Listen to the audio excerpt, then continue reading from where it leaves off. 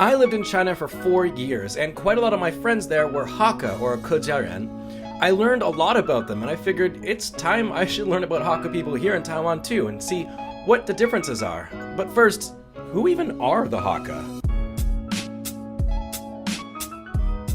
Hakka people were people that lived in the north of China with their own unique food, culture, and language. And they, long time ago, mass migrated to the south to Hunan, Jiangxi, Guangdong, Guangxi, Taiwan, those types of places. And they brought with them all of that culture, food, and language. And they settled there, and that's when they became known as Kejiaran, or guest families. 我们在美浓有很多客家人。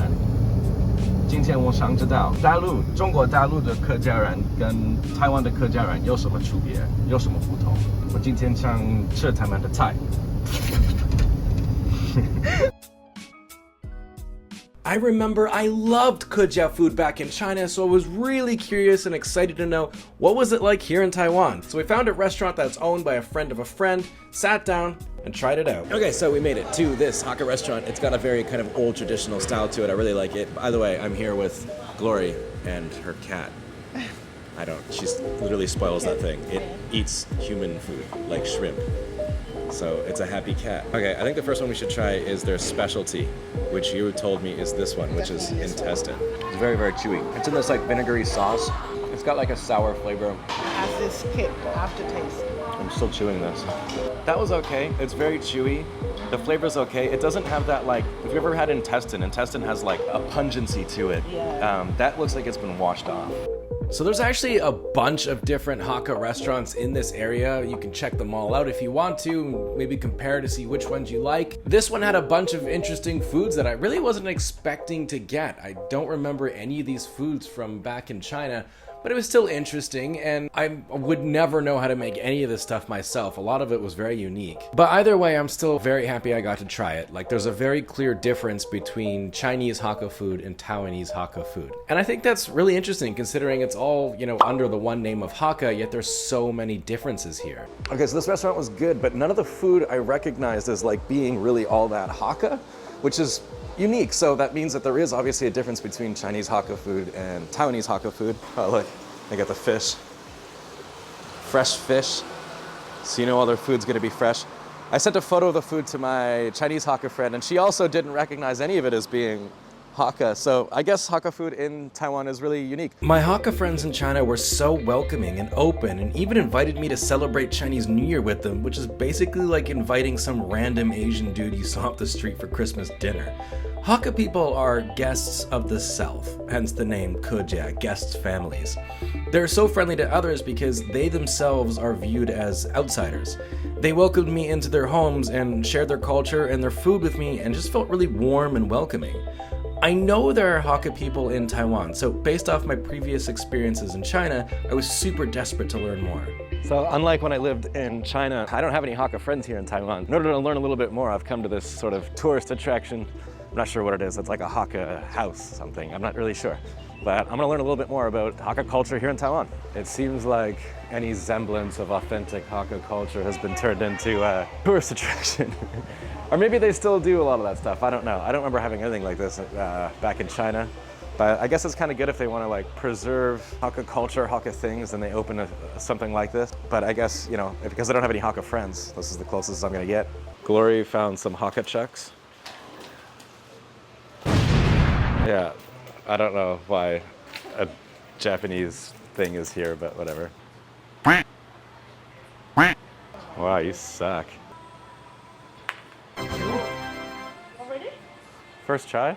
Okay, I'm like 90% sure these are Japanese. I guess the question I'm asking and that I want answered is that, what are the distinct features of Hakka culture here in Taiwan? Because they certainly had a distinct culture back in China. They had their own language.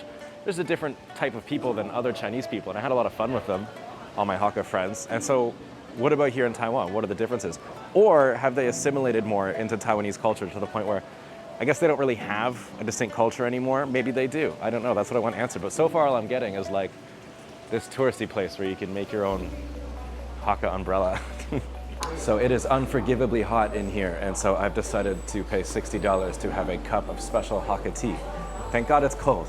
I'm hoping this will refresh me. It's got like rice in it. Oh, it's cereal. It's thick. It's kind of fun that you get to chew on a cereal. That should be more mainstream thing in Taiwan. I'm gonna send a photo to my Chinese Hakka friend, see if she recognizes it. Is this tea called lei cha?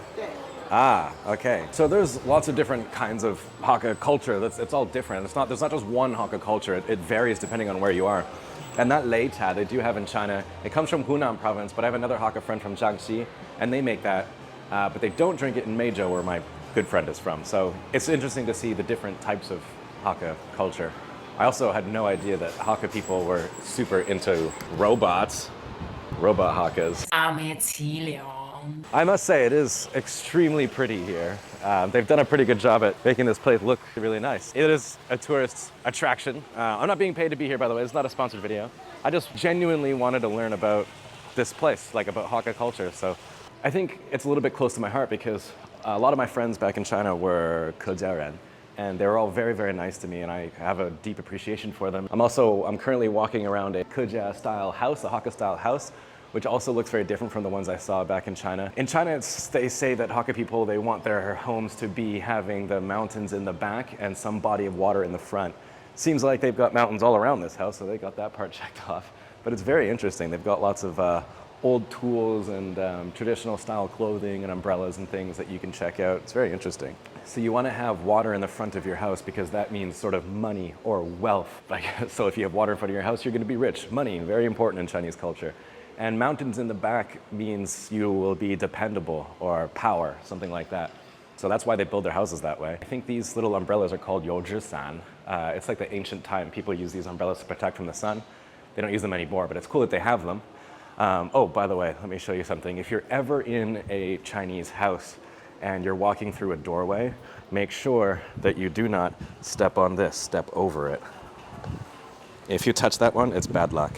Yeah, I don't know. I feel like I took this trip to learn a little bit more about Hakka culture in Taiwan, but it seems like, and I don't know if this is 100% true, but it seems like they've just assimilated with the rest of Taiwanese culture, married into, Taiwanese families. And although I'm sure they still have their culture, I don't see it as much as I did back in China when it was like, there were whole cities, whole villages that were just only Hakka people with their own way of doing things in their own language. And I don't know if I guess that there is in Miaoli or Meinong, but it seems like it's all just like in tourist attractions where you get to see it. You don't really get to see it in like daily life. But I'm happy I got to see Meinong. It's a very, very pretty place. And it's interesting to see the variations in Hakka culture.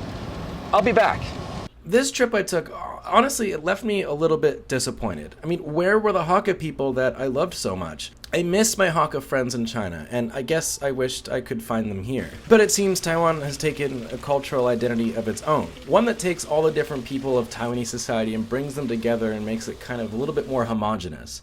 I'm not saying it's a bad thing. Taiwanese people are already very considerate and friendly to begin with, so maybe that Hakka culture has already played its hand. Maybe it's already influenced this country's culture to be really, really friendly. Now, what I really don't want to do is go to some tourist attraction, act like I know everything, make this video, and then call it a day.